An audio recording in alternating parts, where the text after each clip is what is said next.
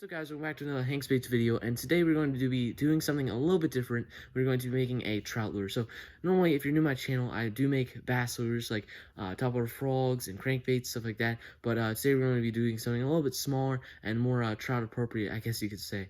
But basically, this is what the shape turned out looking like. As you can see, we cut some out with the jigsaw and everything. So now next step is to use the Dremel.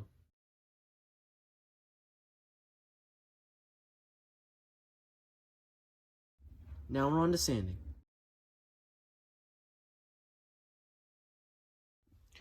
Alright, guys, so this is how the lure came out all sanded. I also marked up where everything is going to go, which is going to be the next step. But along with this lure, we also are going to paint that this episode. So these are the paints I have working with.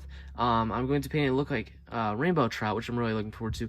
Along with that, these are some of the lures that I've made. Here's a mahi-mahi, along with a swim bait and another lure here. But basically I post weekly videos, so make sure to subscribe, hit that notification button if you're interested in my channel. So I really appreciate that. So other than that, now it's time to add the hardware.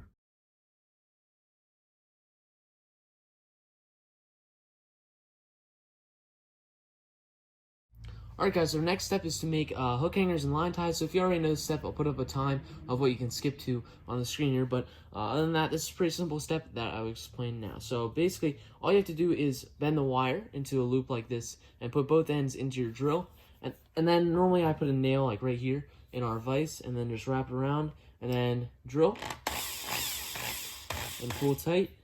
And then you just slide it right off, and there you go. Now you have a nice line tie or hook hanger that you can use, and all you have to do is glue it into your lure. So that works really well. And now next step is to add the lead after we install these. Hi, Oscar. You come to join me? Alright, guys, it's now time for baking soda and super glue. So if you don't know, that just kind of clears up the lead and makes it look very nice and all cleaned up in that spot. But also, thank you so much for watching. If you enjoyed today's video, subscribe, hit that like button. It really means a lot to me. I'm really trying hard to grow my channel and get some more viewers and subscribers. I really love what fishing's done for me, along with making fishing lures. So if I can spread that, that would mean a lot to me. So thank you guys so much for watching, and now it's time for baking soda and super glue. Alright, guys, so I just finished with some of the sanding. I'm definitely going to have to do some more. I'm also going to drill the eye sockets, and then we can get right on to painting. So that is it for today, and then I'll catch you guys up tomorrow when I'm ready to paint. Alright, guys, it is now time for the painting process of this episode, and that is going to be painting it like a rainbow trout. So I'm going to start all off with some green here, regular matte green, because I'm not going to use pearlized green, since normally when I picture trouts, they aren't super, like, pearly. So I'm going to, instead of using this, I'm going to be using regular matte green, and then for the pink stripe, I'm going to be using this. So I've never airbrushed a trout. I might have mentioned that already this episode, but just kind of roll with it and see how it goes, and hopefully it turns out good. If not, I can always repaint it. So that's the beauty of painting. So I'll catch you guys up once we're done with the matte green. Alright, guys, I'm going to try something a little bit different. I just covered the whole thing in this matte green, like I told you guys, and I realized I went in and looked at a picture, and I realized that they're kind of white too, like the bottom's white and it kind of fades down. So in order to try to replicate that, I'm going to use some white and go down over the top. And it's still a little patchy and it's still a little wet, but that's okay because it should fade pretty well then. But just keep going with it, see how it goes. And I think after that, I'm going to add the pink stripe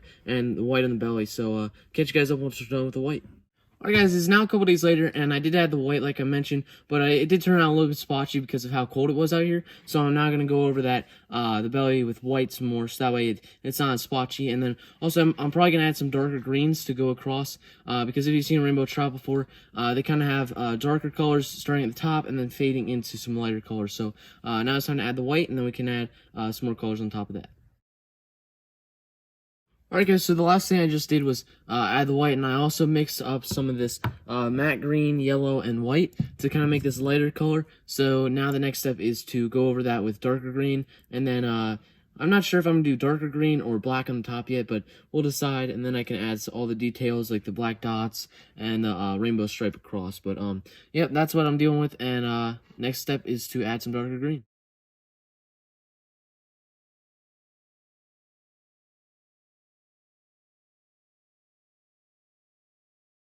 Alright guys, it's now the next day because yesterday I did start filming later and I wanted to make sure that everything was all dry and ready to be painted today. And I just had, like you saw in the time-lapse, this pearlized magenta, and that's how it turned out. I'll throw up a picture here of what I'm trying to replicate of a rainbow trout, and that's kind of the pink line. That kind of defines what a rainbow trout looks like. And next up is to add all the detail. Like you saw in the picture, they have a bunch of black dots on them along with the gills and everything. So I also have to make some more stencils for the gills and then add some more detail to it like I mentioned. So I'll get right into that and then I'll catch you guys up once we're ready for the next step. Alright guys, now that everything is dry with this lure, I also made this stencil here. Turns out pretty good. I'm excited to add all the details and everything. It's going to make it look a million times better. But basically all we have to do is add this black and white to make the gills. And this is another example of a lure that I made with those gill plates that I painted. And it turned out really good on this lure. This is what we're going to be doing with this lure as well. So I'll get right on to that and I'll catch you guys up when I'm done.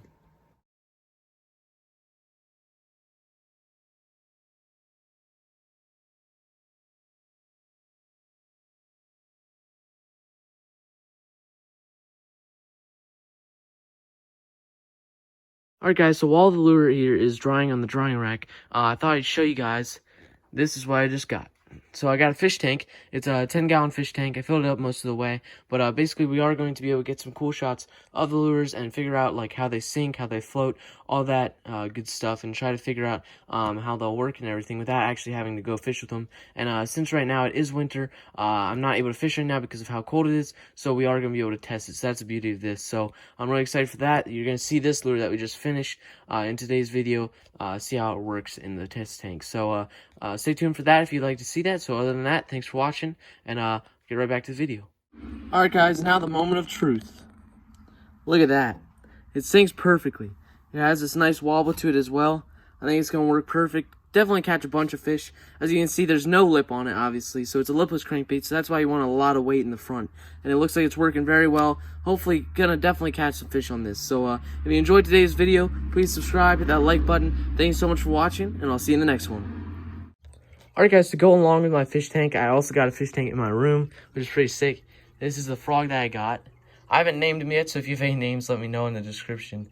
Or DM me on Instagram. But that's a frog I got. Got a cool needlefish. He's back here as well. Right there. Back there you can see these are, I think, cobra guppies. I got 2 of those. Those are pretty cool. There's one in the back as well. Right there. And then I also got a zebra fish that my sister named Zane. So those are all my fish in my fish tank. I'm definitely going to get some more, so I'll update you guys once I get more. But that's my fish tank. So thanks for watching, and see you in the next one.